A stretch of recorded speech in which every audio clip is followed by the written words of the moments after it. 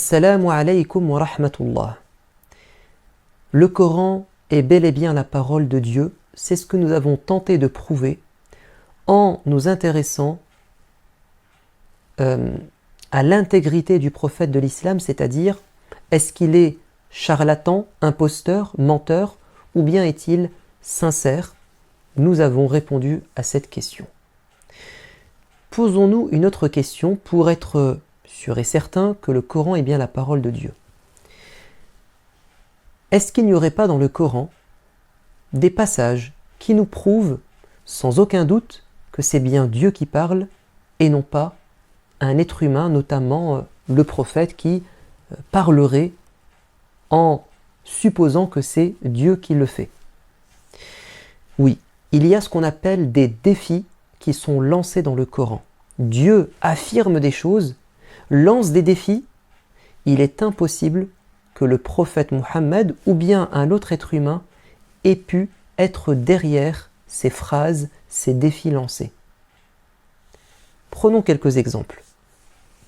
Dans le Coran, Allah Azza wa Jalla a dit: si vous prétendez que ce livre, c'est la production et l'œuvre de Mohammed, alors je vous mets au défi de faire comme lui, c'est-à-dire d'apporter un Coran équivalent.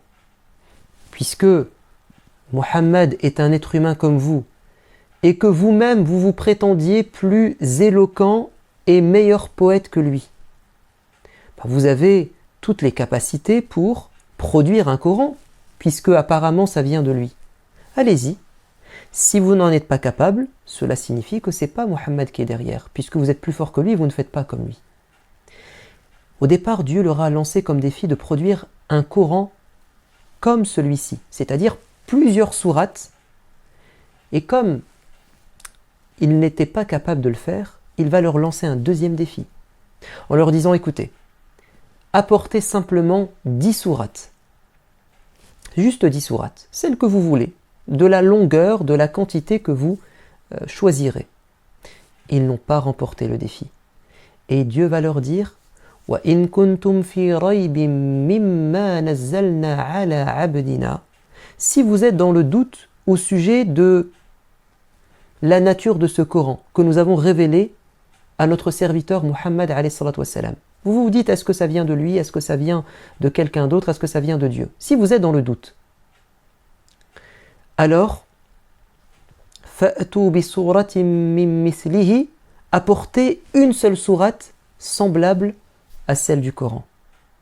وَادْعُوا شُهَدَاءَكُم مِّن دُونِ اللَّهِ إِن كُنتُمْ صَادِقِينَ, et faites appel à qui vous voulez, à n'importe quel associé pour vous aider dans cette affaire. Allez-y, entraidez-vous, mettez en commun vos compétences et produisez une seule sourate.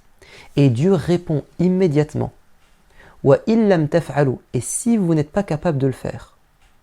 Et il dit: wa lan taf'alu, et jamais vous ne pourrez le faire. Alors craignez l'enfer. Comment quelqu'un d'autre que Dieu serait capable de dire: produis une sourate équivalente à celle du Coran, sachant que cette personne est l'auteur du Coran? On part du principe que Mohammed est l'auteur du Coran, puisque c'est ce que certains croient. Si c'est lui l'auteur du Coran, comment peut-il leur dire: vous ne serez jamais capable de faire une sourate, de produire une sourate comme celle que moi j'ai produite? Jamais vous ne pourrez le faire. Comment peut-il savoir que les gens ne sont pas capables? Comment peut-il les empêcher? Parce que où est le miracle? C'est que soit Dieu sait que personne ne sera capable, et ça Mohammed ne peut pas le savoir, ou bien c'est que Dieu va les empêcher. Et ça Mohammed n'est pas capable d'empêcher tout le monde. Donc forcément, ce défi a été lancé par Dieu. Celui connaît ce que les gens ne pourront pas faire, et celui peut les empêcher, quand bien même ils auraient les compétences pour remporter le défi.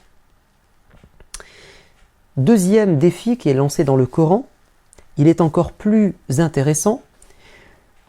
Dieu s'adresse aux Juifs qui doutaient que Mohammed était un prophète et que le Coran était la parole de Dieu. Il leur a dit, écoutez, قل إن كانت لكم الدار الآخرة عند الله خالصة من دون الناس فتمنوا الموت. Si vous prétendez, vous les Juifs, et ça vaut aussi pour les chrétiens, que le paradis, c'est votre destination finale et quelle est votre demeure exclusive. Seul vous allez entrer au paradis, puisque vous prétendez être dans la vérité, les autres dans l'erreur, les chrétiens et les musulmans. Dans ce cas-là, je vous mets au défi, dit le Coran, de demander à Dieu la mort, c'est-à-dire d'aller dans ce paradis que vous prétendez. Et Dieu répond juste après, وَلَنْ يَتَمَنَّوْهُ أَبَدًا بِمَا قَدَّمَتْ أَيْدِيهِمْ وَاللَّهُ عَلِيمٌ بِالظَّالِمِينَ. Dieu dit, et jamais ils ne souhaiteront la mort et ce paradis qu'ils inventent. Car ils ont fait du mal, ils savent qu'ils ont fait du mal et que s'ils sont jugés par Dieu, c'est pas le paradis qui les attend, mais le châtiment de Dieu. Donc ils ne veulent pas rencontrer Dieu. Et c'est pour ça qu'il dit juste après, et l'un d'entre eux aimerait vivre le plus longtemps possible. Il ne veut pas mourir, il veut au contraire vivre 1000 ans. Parce qu'il sait que le paradis n'est pas pour lui. Ce qui est étonnant, c'est que Dieu a dit que personne parmi eux, tous les juifs, les milliers de juifs, aucun parmi eux ne dira « je souhaite la mort ». Si ce livre n'était pas l'œuvre de Dieu, mais que ce défi et cette affirmation venaient du prophète. Mais ça aurait été hyper risqué et dangereux pour lui de faire une telle affirmation, parce qu'il aurait suffi qu'un juif vienne et dise « Ya Muhammad, tu prétends que ça c'est Dieu qui a parlé et que personne parmi nous va souhaiter la mort? Regarde, je vais te prouver que c'est faux. J'ai relevé le défi. Ô Seigneur, je te demande la mort. » Ça aurait été simple, n'est-ce pas, de démentir le Coran et de prouver que ce n'est pas l'œuvre de Dieu. Mais aucun juif n'a jamais remporté le défi. Ça signifie que Dieu est au courant qu'ils ne pourront pas, ou bien qu'il les a empêchés de le faire. Et Dieu va répéter ce défi une deuxième fois pour insister dans une autre sourate. قُلْ إِنَّ الْمَوْتَ الَّذِي تَفِرُّونَ مِنْهُ فَإِنَّهُ مُلَاقِيكُمْ. Dit la mort que vous fuyez finira par vous rencontrer, etc. Prenons un troisième exemple de défi. Dans le Coran, de manière générale, Allah ne cite pas le nom de ceux qui se sont attaqués au prophète, de ceux qui ont combattu le prophète. Vous savez pourquoi? Parce qu'il y a un risque, une chance qu'ils se repentent, ces gens, ces ennemis du prophète, et qu'ils deviennent bons.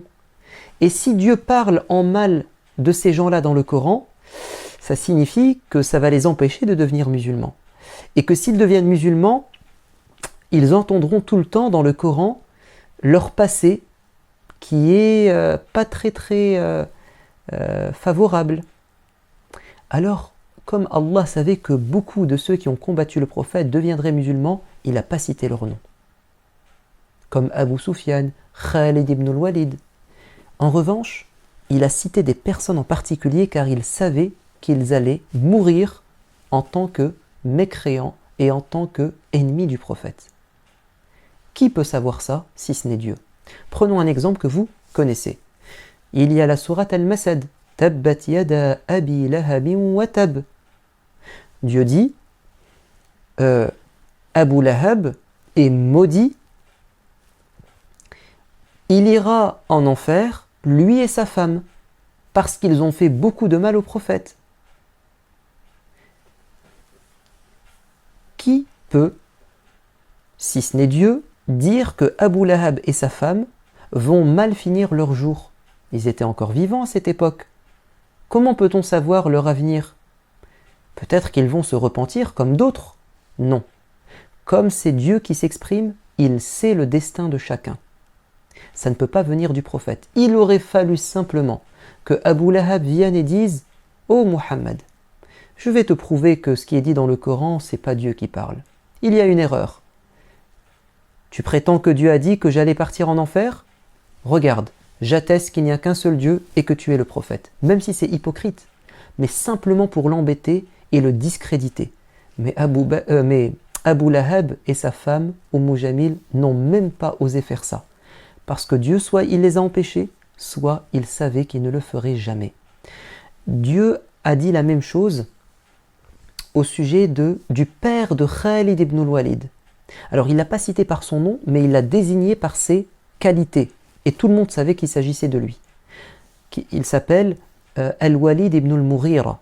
Dans la sourate Al-Muddathir, Dieu va dire quelque chose d'incroyable, deux choses incroyables.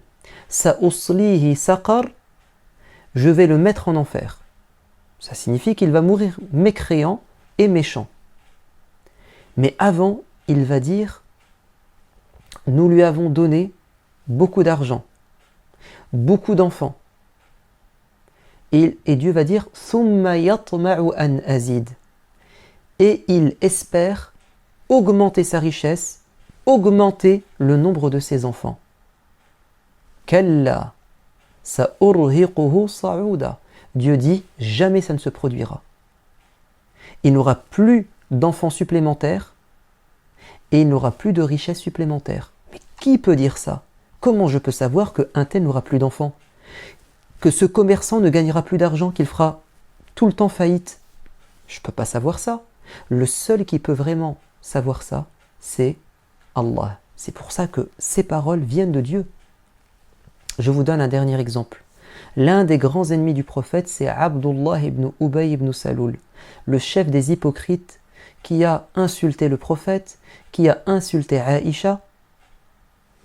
Et Dieu va dire dans le Coran, وَالَّذِي تَوَلَّى كِبْرَهُ مِنْهُمْ لَهُ عَذَابٌ عَظِيمٌ. Et celui qui a été à l'origine de la calomnie, du mensonge contre la femme du prophète, il aura un châtiment douloureux en enfer, il ira en enfer. Comment le prophète peut-il savoir que cet homme va finir ainsi ses jours? Et d'ailleurs, quand cet homme va mourir, il va vouloir faire des invocations pour que Dieu lui pardonne. Mais c'était pas possible. Parce que il n'a pas changé. Jusqu'à la dernière minute, il a tout le temps été quelqu'un de mauvais. Voilà, donc ça c'était un troisième exemple. Un autre exemple, Allah Azza wa Jal dit dans le Coran, ceux qui ont pris en dehors de Dieu des alliés, des protecteurs, ils se trompent s'ils pensent que ces alliés, c'est en dehors de Dieu, vont véritablement les protéger.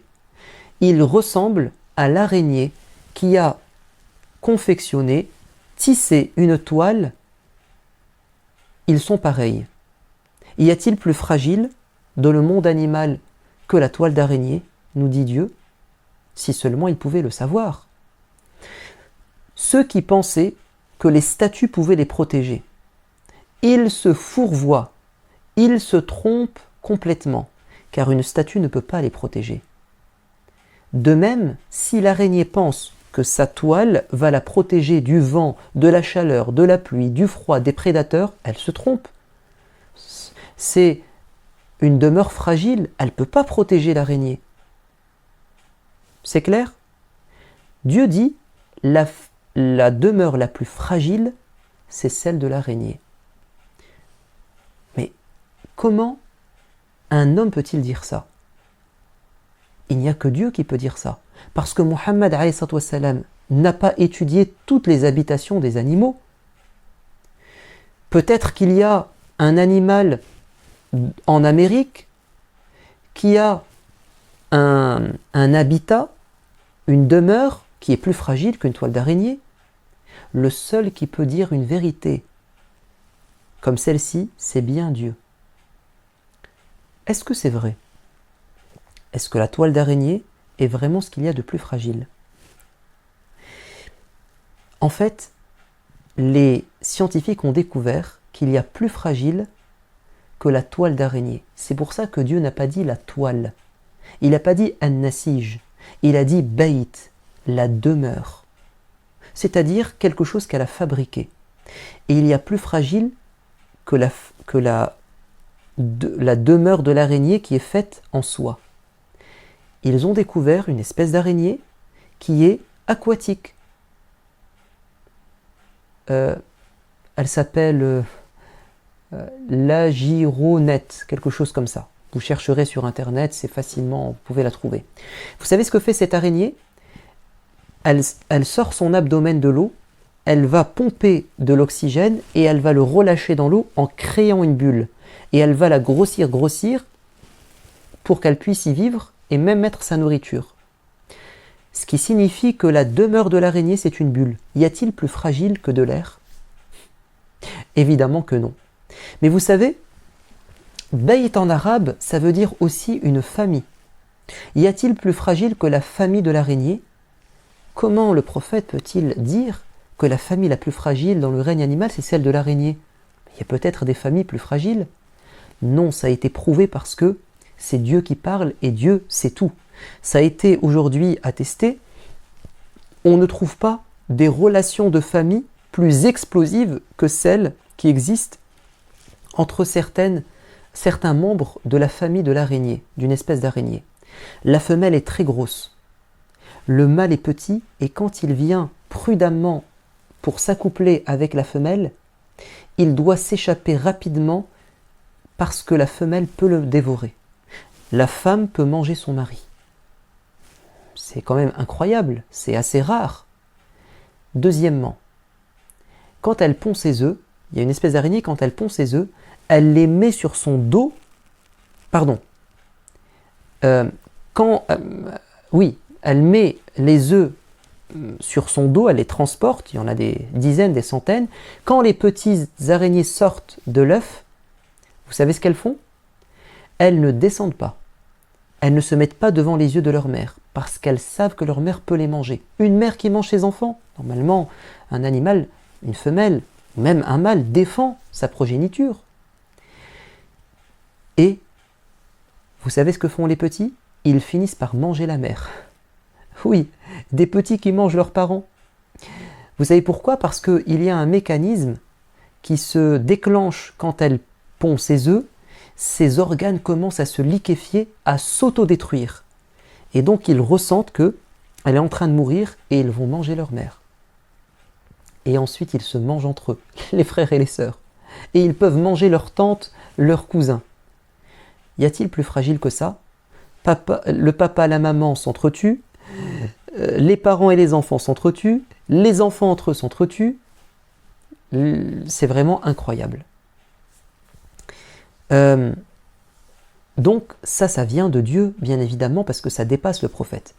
Un autre exemple, dans la sourate Al-Hajj, le pèlerinage, vers la fin de la sourate, c'est le verset 73 de la sourate 22, Dieu met au défi les gens sur terre, les Arabes à l'époque, mais c'est un défi qui est valable tout le temps. Il dit « Ya ayyuhan nas, ô vous les gens, duriba mathalun fastami'u lah » on va vous donner une parabole, une image, écoutez-la et réfléchissez-y. إن الذين تدعون من دون الله لن يخلقوا ذبابا ولو اجتمعوا له. Ceux que vous prenez en dehors de Dieu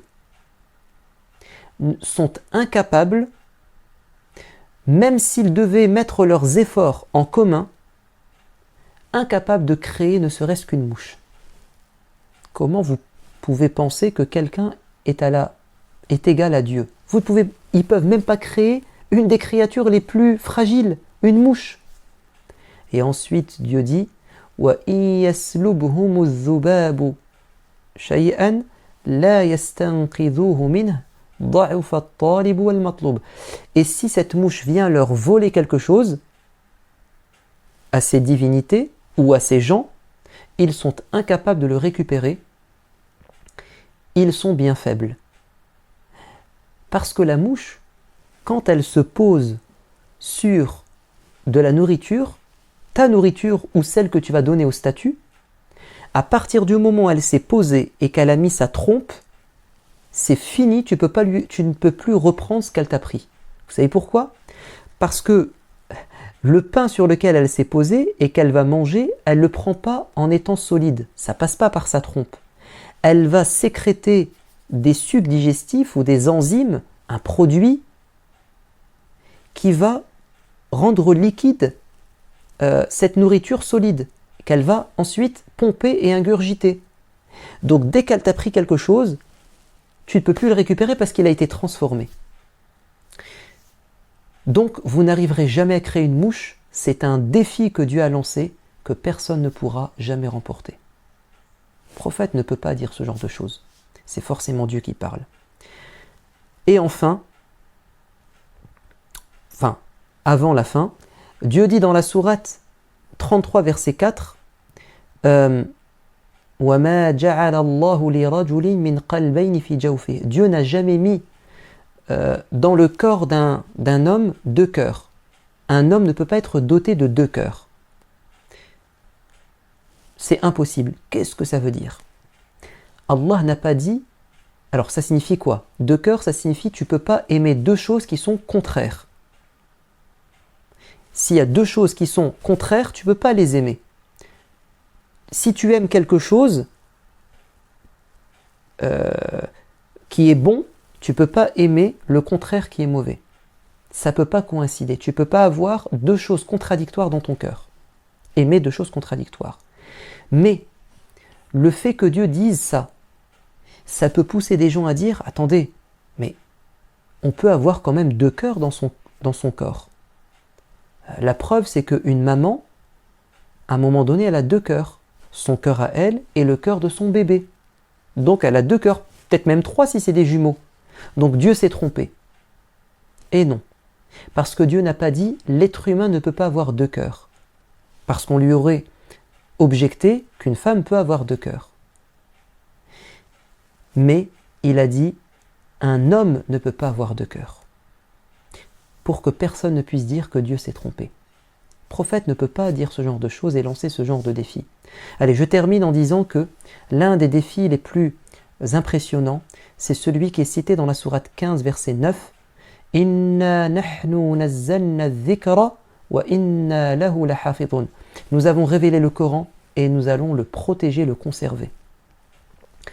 Il est dit dans le Coran que ce livre ne sera jamais transformé. Il restera tout le temps le même.